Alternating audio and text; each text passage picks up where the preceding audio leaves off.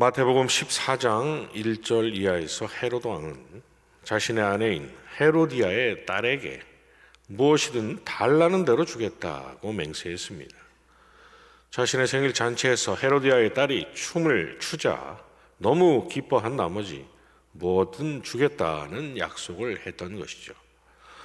그러자 헤로디아의 딸은 자기 어머니 헤로디아의 말을 듣고는 헤롯에게 세례 요한의 머리를 소반에 얹어 여기서 내게 주소서라고 말했습니다. 감옥에 갇혀있던 세례 요한의 목을 베서 죽여달라는 것이죠. 왜 그랬을까요?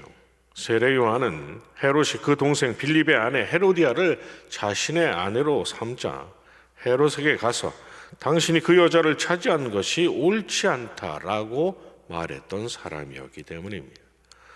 그래서 왕인 헤롯과 또 왕비인 헤로디아의 미움을 아주 단단히 샀던 것이죠. 그렇다면 세례 요한은 오늘 우리가 읽은 본문인 디도서 3장 1절에서 통치자들과 권세 잡은 자들에게 복종하며 순종하라는 말씀에 불순종한 사람일까요? 로마서 13장 1절은 각 사람은 위에 있는 권세들에게 복종하라. 권세는 하나님으로부터 나지 않음이 없나니 모든 권세는 다 하나님께서 정하신 바라. 그러므로 권세를 거스르는 자는 하나님의 명을 거스름이니 거스르는 자들은 심판을 자취하리라고 말씀하고 있는데, 그 세례 요한의 죽음은 그러한 하나님의 명을 거스른 데 대한 심판일까요? 선지자 엘리야도 그러합니다. 열왕기상 18장 17절 이하에서 아합 왕이 엘리야를 보고는 이스라엘을 괴롭게 하는 자여 너냐라고 했을 때 엘리야는 그 왕에게 머리를 조아리거나 예를 갖추거나 하지 않은 채 곧바로 내가 이스라엘을 괴롭게 한 것이 아니라 당신과 당신의 아버지의 집이 괴롭게 하였다라고 받아쳤습니다. 또 갈멜산 사건 이후에 열왕기상 19장에서 아합의 아내 이세벨이 엘리야에게 사신을 보내서 내가 내일 이맘때에는 반드시 내 생명을 저 사람들 중 한 사람의 생명과 같게 하리라. 그렇게 하지 아니하면 신들이 내게 벌 위에 벌을 내림이 마땅하니라 라는 말을 전했지만 엘리야는 그 길로 자기의 생명을 위해 도망쳤습니다. 그렇다면 선지자 엘리야 역시도 오늘 본문의 말씀과 또 로마서 13장의 말씀과는 정반대로 통치자에게 순종하지 않은 자요 권세자를 거스른 사람이요 그를 세우신 하나님을 거스른 자였던 것입니까? 사도행전 12장 21절 이하에서 헤롯 왕의 연설을 듣고는 이것은 신의 소리요 사람의 소리가 아니라고 열광했던 백성들이야말로 권세자에게 순종하라는 성경 말씀에 합당한 사람들인 것입니까? 그렇지 않습니다. 로마서 13장 1절에서 권세들에 복종하고 통치자를 거스름으로 그를 세우신 하나님을 거스르지 말라고 했던 사도는 이어 3절 이하에서 다스리는 자들은 선한 일에 대하여 두려움이 되지 않고 악한 일에 대하여 되나니 내가 권세를 두려워하지 아니하려느냐 선을 행하라 그리하면 그에게 칭찬을 받으리라고 말했습니다. 그리고 이어 4절에서 내가 악을 행하거든 두려워하라 그가 공연히 칼을 가지지 아니하였으니 곧 하나님의 사역자가 되어 악을 행하는 자에게 진노하심을 따라 보응하는 자니라고 말했습니다. 이게 무슨 말입니까? 하나님께서 권세자들을 세우신 이유는 인생들로 하여금 악을 행하지 않고 선한 삶을 살게 하기 위함이라는 것이죠. 사도의 초점은 권세자 자체에 있었던 것이 아니라 권세자를 통해서 인생의 방종을 억제하시려는 하나님의 뜻에 있었던 것입니다. 권세자에게 복종하고 또 그들을 거스르지 말라는 사도의 권면은 불의한 통치자라도 받들고 섬기고 추앙하고 그가 무슨 말을 하든지 지지하고 무슨 일을 하든지 따르라는 데 있는 것이 아니라 그들을 세우신 하나님의 뜻을 거스르지 말고 하나님께서 원하시는 바 선을 행하며 살라는 의미였던 것입니다. 오늘 우리가 읽은 본문의 말씀 역시 그러합니다. 본문 1절 이하에서 사도는 너는 그들로 하여금 통치자들과 권세 잡은 자들에게 복종하며 순종하라고만 말하지 않고 성도들로 모든 선한 일을 행하기를 준비하게 하며 비방하지 말며 다투지 말며 관용하며 범사에 온유함을 모든 사람에게 나타낼 것을 기억하게 하라고 말씀하고 있습니다. 로마서 13장 1절에서 선을 행하라 그리하면 그에게 칭찬을 받으리라고, 또 4절에서 내가 악을 행하거든 그를 두려워하라는 말씀처럼 사도는 여기 디도서 3장에서도 권세자에게 복종하는 그 문제와 사도가 선을 행하며 사는 문제를 하나로 묶어놓고 있음을 우리가 확인할 수 있는 것입니다.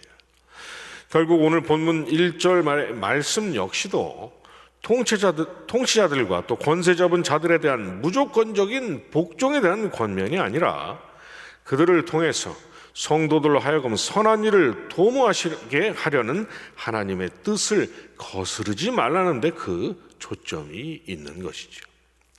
성경이 복종하라고 말씀하고 있는 권세자란 단순히 어떤 최고 권력자 개인을 의미하는 것이 아니라 인생들의 방종을 막고 선한 행위를 장려하는 국가의 시스템을 의미하는 것입니다.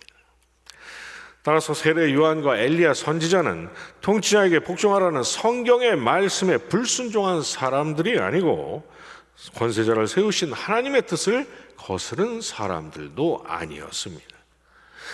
왜냐하면 그들은 두려움 없이 악을 행한 사람들이 아니었기 때문인 것이죠.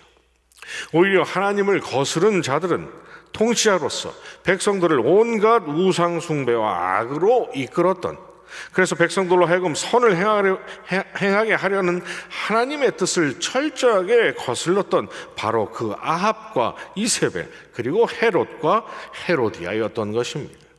세례 요한과 엘리야는 그저 선지자적 직임을 다한 것일 뿐이었던 것이죠. 그러니 로마서 13장의 말씀과 오늘 우리가 있는 본문 1절의 말씀 앞에서 불의한 통치자라도 우리가 인정하고 지지하고 순종해야만 하는가라든지, 불의한 통치자의 그 불의함에도 우리가 침묵하고 잠잠해야 하는지라고 우리가 머리를 싸맬 이유가 없는 것입니다. 자, 그렇다면 여기서 우리가 던져야 할 하나의 질문은 왜 사도가 예수 그리스도를 구주로 믿는 성도들에게 이러한 권면을 했냐는 것입니다. 하나님을 모르고 폭주하는 이 세상 사람들을 위한 권면이라면 충분히 이해가 되는데, 말씀을 사모하여 주야로 말씀을 묵상하고 그 말씀대로 선한 열매를 맺으며 살기를 결단하고 소원하는 우리, 말씀으로 선악을 분별하고 있고 우리를 향하신 하나님의 뜻을 이미 밝히 알고 있는 성도들인 우리에게 말입니다. 그런 우리라면 법 없이 산다는 말이 있는 것처럼 하나님께서 마련하신 그러한 통치 시스템이나 법치 장치는 우리에게 필요 없는 것이 아닐까요? 그렇지 않습니다. 왜냐하면 아는 것과 할 수 있는 것은 전혀 다른 문제이기 때문입니다.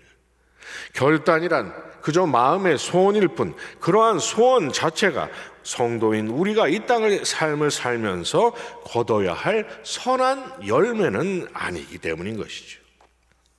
그래서 사도 바울이 권세에 복종하라는 언급을 한 후에 오늘 우리가 읽은 본문 3절에서 우리도 전에는 어리석은 자요, 순종하지 아니한 자요, 속은 자요, 여러 가지 정욕과 행락의 종노릇한 자요, 악독과 투기를 일삼는 자요, 가증스러운 자요, 피차 미워한 자였다고 말했고, 또 5절 이하에서 우리를 구원하시되 우리가 행한 바 의로운 행위로 말미암지 아니하고 오직 그의 긍휼하심을 따라 중생의 씻음과 성령의 새롭게 하심으로 하셨나니 우리 구주 예수 그리스도로 말미암아 우리에게 그 성령을 풍성히 부어주사 우리로 그의 은혜를 힘입어 의롭다 하심을 얻어 영생의 소망을 따라 상속자가 되게 하려 하심이라고 말했던 것입니다. 무슨 말입니까? 저와 여러분이 의롭다 하심을 입은 것은 저와 여러분이 의로운 존재였기 때문이 아니었다는 것입니다. 의로운 존재이기는커녕 저와 여러분은 하나님으로부터 받을 것이 진노밖에 없던 죄의 노예에 불과했다는 것이죠. 그런 우리가 거룩하신 하나님의 백성이요 자녀된 것은 순전히 예수 그리스도로 말미암은 하나님의 은혜 때문이었다는 것입니다. 자, 그렇다면 여러분, 이 말은 우리가 의롭다 하심을 얻고 하나님의 자녀가 되었지만 본질적으로는 우리가 여전히 이전과는 전혀 다를 바 없는 가증스러운 죄의 노예로 존재하고 있다는 의미가 아니겠습니까? 그러나 하나님의 성령께서 저와 여러분 속에 새 영, 곧 거듭난 새 생명을 주신 것은 사실이니 저와 여러분이라는 존재는 로마서 7장 21절 이하에서 사도처럼 그러므로 내가 한 법을 깨달았노니 곧 선을 행하기 원하는 나에게 악이 함께 있는 것이로다. 내 속사람으로는 하나님의 법을 즐거워하되 내 지체 속에서 한 다른 법이 내 마음의 법과 싸워 내 지체 속에 있는 죄의 법으로 나를 사로잡는 것을 보는도다라고 말해야 할 사람들인 것입니다. 그리고 사도가 그런 것처럼 오호라 나는 곤고한 사람이로다. 이 사망의 몸에서 누가 나를 건져내랴 라고 탄식해야 할 그런 존재들인 것이죠. 그러므로 악한 육신의 본성을 제어할 강력한 사회적 장치가 성도인 저와 여러분에게도 반드시 필요하고 이에 대한 반복적인 권면이 우리에게 필요하다는 것을 오늘 본문에서 사도는 역설하고 있는 것입니다. 그러나 여러분, 우리는 로마서 7장 25절에서 우리 주 예수 그리스도로 말미암아 하나님께 감사하리로다. 그런즉 내 자신이 마음으로는 하나님의 법을 육신으로는 죄의 법을 섬기노라고 했던 사도의 말처럼 감사함으로 하나님을 찬양해야 할 사람들이기도 하다는 것을 기억하시기 바랍니다.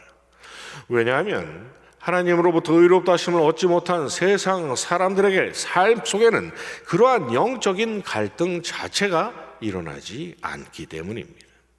그러한 영과 육의 갈등 때문에 저와 여러분이 곤고한 탄식이 매일 흘러나오는 그런 삶을 사는 것이 우리지만 그리스도께서 흘리신 십자가의 보혈의 그 공로와 효력 때문에 우리의 이 사망의 몸이 거듭난 우리의 영을 영원한 멸망으로 던지는 일은 일어나지 않게 되었기 때문입니다. 그래서 로마서 13장 5절에서 권세들을 세우신 하나님의 뜻에 순종하여 선을 행하라고 했던 사도가 그러므로 복종하지 아니할 수 없으니 진노 때문에 할 것이 아니라 양심을 따라 할 것이라고 말했던 것입니다. 내가 거룩하니 너희도 거룩하라 하신 하나님의 말씀처럼 싫든 좋든 어차피 우리는 그렇게 살아야 할 사람들인데 이왕 그렇게 사는 것 무서워서 억지로 마지못해서 슬금슬금 눈치를 보면서 그럴 필요가 어디에 있냐는 것입니다. 그리스도의 은혜 안에서 우리가 다시 무서워하는 종의 영을 받지 아니하고 양자의 영을 받아 하나님을 아빠 아버지라고 부르짖을 수 있는 자녀가 되었으니 무서워서가 아니라 베푸신 그 무한 극진하신 은혜와 사랑에 감사하고 감격해서 누가 시키지 않아도 누가 윽박지르지 않아도 알아서 우리로 조심하여 선한 일을 힘쓰는 아름답고 유익한 삶을 살기를 원하시는 그 하나님의 뜻을 우리가 감사와 감격과 기꺼운 마음으로 따를 충분한 이유가 저와 여러분에게 있다는 것입니다. 물론 마음에는 원이로되 우리의 육신이 약함으로 그러한 열매를 맺기 위해서 우리는 끊임없이 매일 성령의 충만하신 역사를 간구해야겠지만 말입니다. 하나님께서 새롭게 허락하신 이 또 한 날도 우리로 그러한 삶을 살기를 원하시는 하나님의 뜻을 깊이 묵상하시면서 기꺼운 마음으로 성령의 충만하신 역사 안에서 하나님께서 기뻐하실 선한 삶의 열매들을 풍성히 맺으시는 하루가 되시기를 주님의 이름으로 축원합니다. 주님과 주신 기도로 예배 마치고 계속 기도하겠습니다. 하늘에 계신 우리 아버지여, 이름이 거룩히 여김을 받으시오며 나라의 임옵시며 뜻이 하늘에서 이룬 것 같이 땅에서도 이루어지이다. 오늘날 우리에게 일용할 양식을 주옵시고 우리가 우리에게 죄 지은 자를 사하여 준 것 같이 우리 죄를 사하여 주옵시고 우리를 시험에 들게 하지 마옵시고 다만 악에서 구하옵소서. 대개 나라와 권세와 영광이 아버지께 영원히 있사옵나이다. 아멘.